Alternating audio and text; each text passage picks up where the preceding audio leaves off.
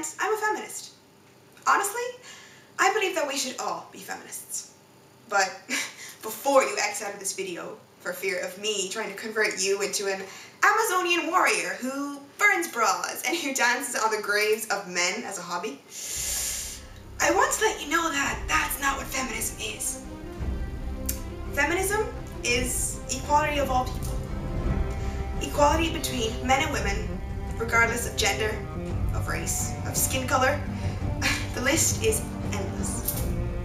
So all those negative thoughts you had about feminism, they're all wrong. Feminism is simple. I've been a feminist for as long as I can remember, so I should know. I've done my research, and I got the t-shirt.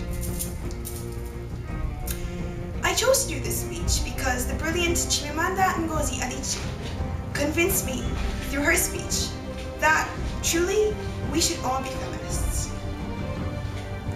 I chose to do this speech because I believe that gender inequality is the #1 problem and should be our #1 priority. Yes, it is true.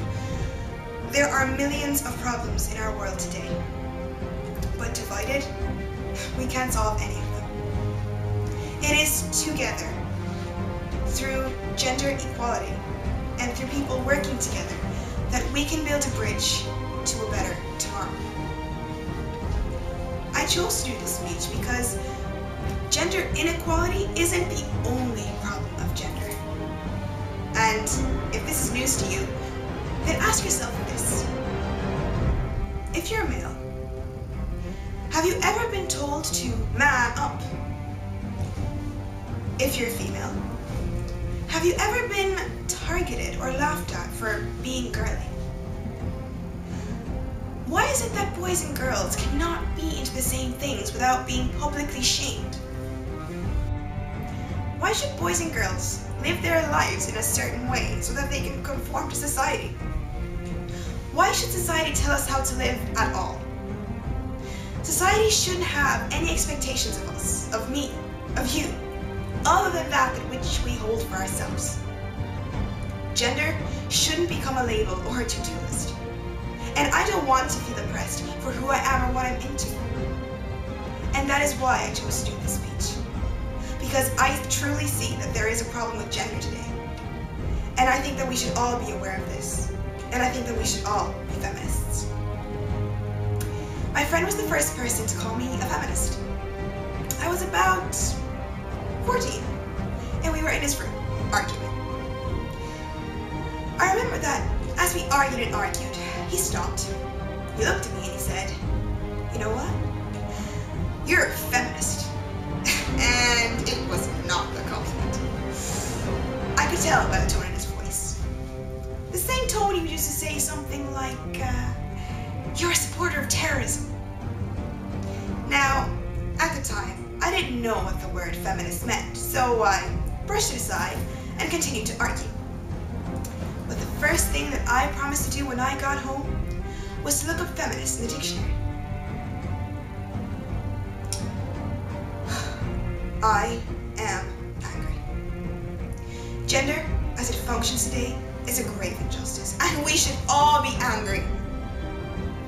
Anger has a long history of bringing about positive change. But in addition to being angry, I'm also hopeful. Because I truly believe in the potential of human beings to make and remake themselves for the better. And this is how to start.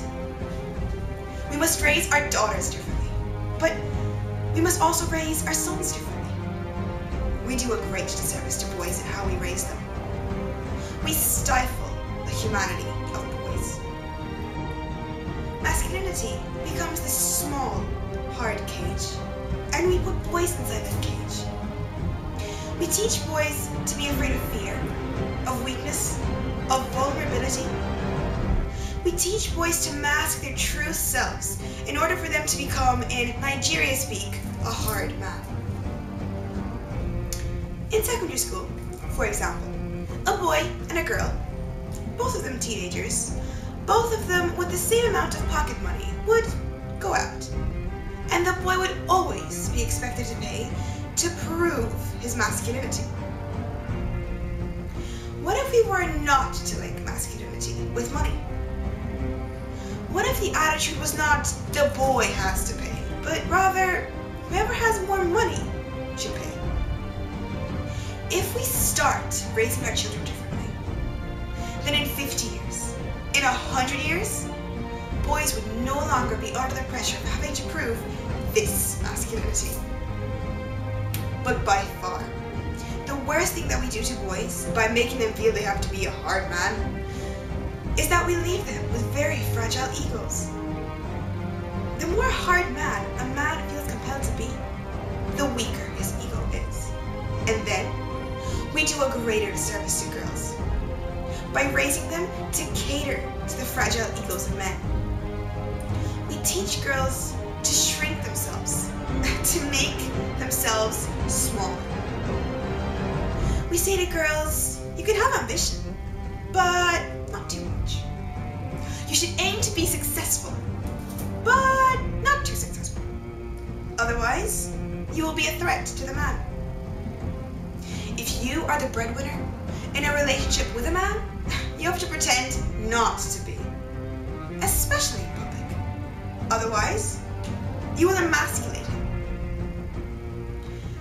Why should a woman's success be a threat to a man? Why don't we dispose of that word altogether?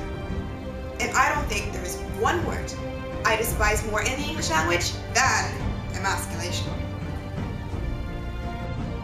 I am expected to aspire to marriage. I'm expected to make my life choices and decisions, always keeping in mind that marriage is the most important. Now, marriage can be a good thing, a source of love, joy, and of mutual support. But why do we teach girls to aspire to marriage and we don't teach boys the same?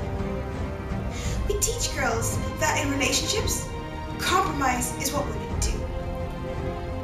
We teach girls to see themselves as competitors, not for jobs or accomplishments, which would be a good thing, but for the attention of men. We teach girls they cannot be sexual beings in the same way that boys can.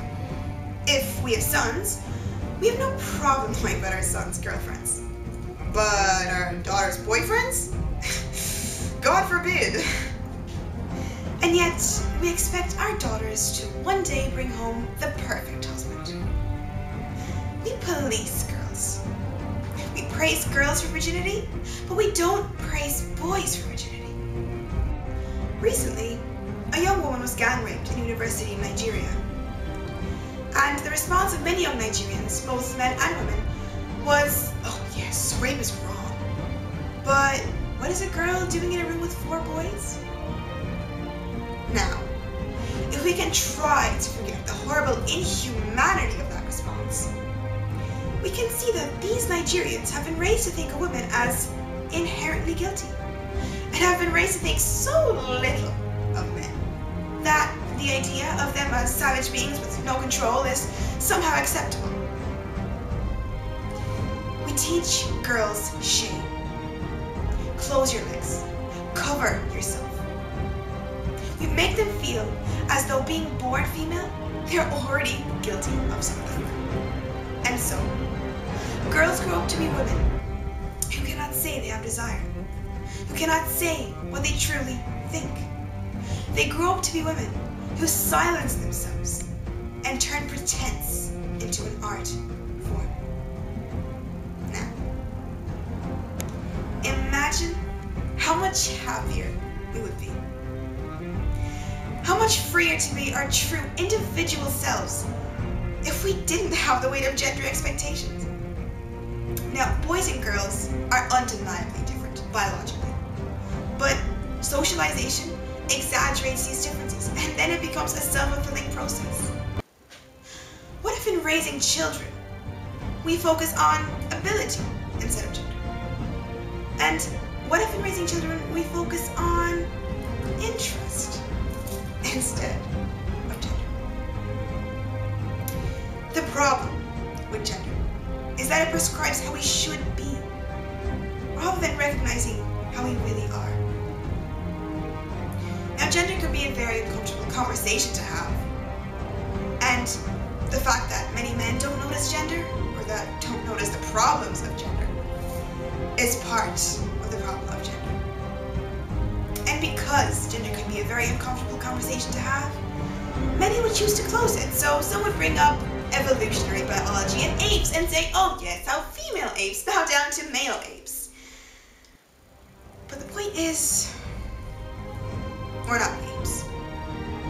I, for one, am a feminist.